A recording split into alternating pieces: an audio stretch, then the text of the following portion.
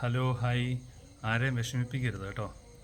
നമ്മുടെ പ്രവൃത്തികളോ ചിന്തകളോ നമ്മുടെ പെരുമാറ്റങ്ങളോ മറ്റുള്ളവർക്ക് ഒരിക്കലും ഒരു വേദനയോ ബുദ്ധിമുട്ടോ ഉണ്ടാക്കുന്നതാവരുത്.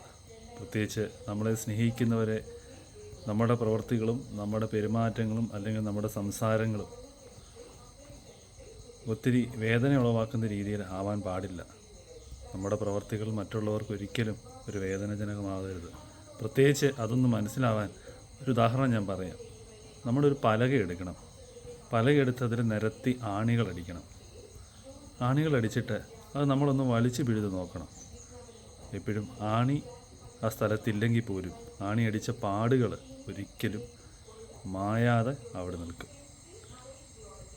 ഈ ആണിയുടെ സ്ഥാനത്ത് നമ്മൾ പ്രയോഗിക്കുന്ന ഓരോ വാക്കുകൾ, നമ്മളെ സ്നേഹിക്കുന്നവരോട് നമ്മൾ പറയുന്ന വാക്കുകൾ, അല്ലെ അവരോട് കാണിക്കുന്ന പ്രവൃത്തികൾ, നമ്മുടെ ഓരോ ചിന്തകളും ഒക്കെ മറ്റുള്ളവർക്ക് വേദന ഉളവാക്കുന്നു എങ്കിൽ നമ്മൾ എത്ര അവരോട് ക്ഷമ ചോദിച്ചാലും അവർ നമ്മളോട് പൊറുത്താലും നമ്മളെ പറഞ്ഞ വാക്കുകളും നമ്മുടെ പ്രവൃത്തികളും അവരുടെ മനസ്സിൽ എന്നും ഒരു വേദനയായിട്ടുണ്ടാവും.